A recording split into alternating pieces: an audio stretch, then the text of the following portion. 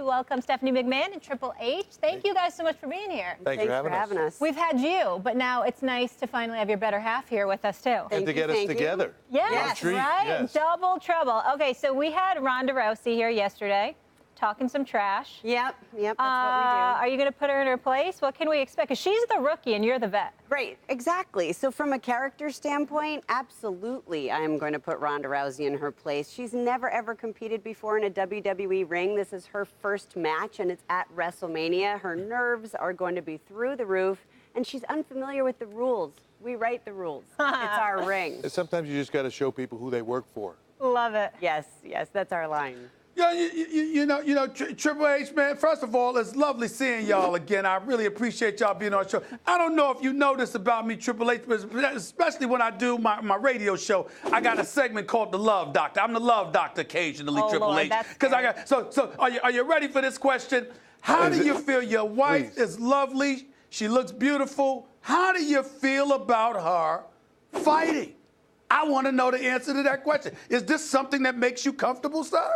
You know what? I am absolutely comfortable with a strong, powerful woman that can handle herself, that can stand up for herself, that can kick ass in every aspect of life. Right. I'm absolutely comfortable with that. Yeah. That's right. And as the father of three daughters, our little girls can do anything in the world that they want to do. The question is, Stephen, are you intimidated by that?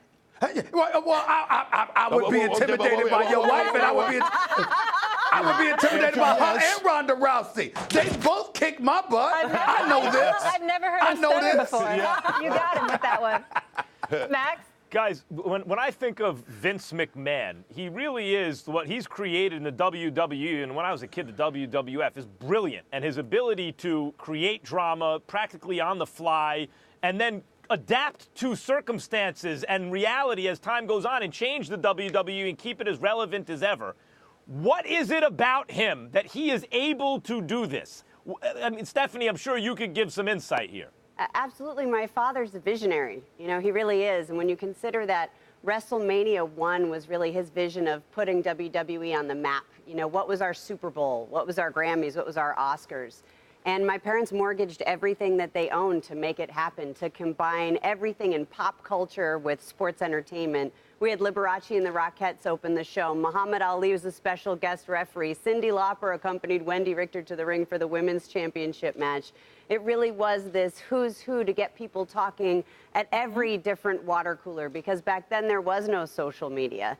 And WrestleMania 1 took place in front of a capacity crowd of nearly 20,000 people at Madison Square Garden and was available on closed-circuit television, which ultimately pioneered the pay-per-view industry. I mean, talk about vision.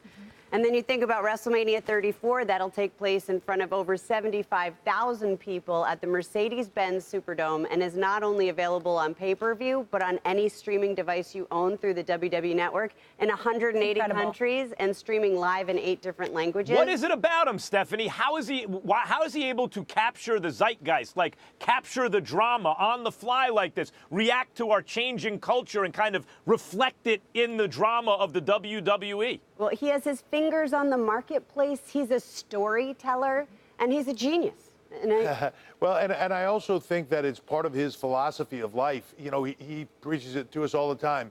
Treat every day like it's the first day on the job. That might have worked for you yesterday. What does it do for you today? So every day we walk into it saying, how does it relate to today? And that makes you keep your finger on that pulse, and I think he does that very well. It's clearly working, and you stay on your toes. But on that note, he's taking a second stab at the XFL. Yes. So tell us about how that's going to be different this time around and what we can kind of expect there. I think, look, I think if anything that he has proven over time is that you learn from failure much more than you learn from success. He's gone at this once, and it didn't work out. I think he learned a ton from that. And I think he's been chomping at the bit for the time to be right to do it again. I feel like he believes that the time is right now. I think he's learned from that success, and certainly I wouldn't bet against him. Do you think the time is right because he's seeing cracks in the NFL? I think the time is right in the world. I think the time is right on a global basis with social media, the ability to get it out on a digital level. Instead of playing catch up to that, you're starting it fresh with that. I think the time is right in a lot of ways.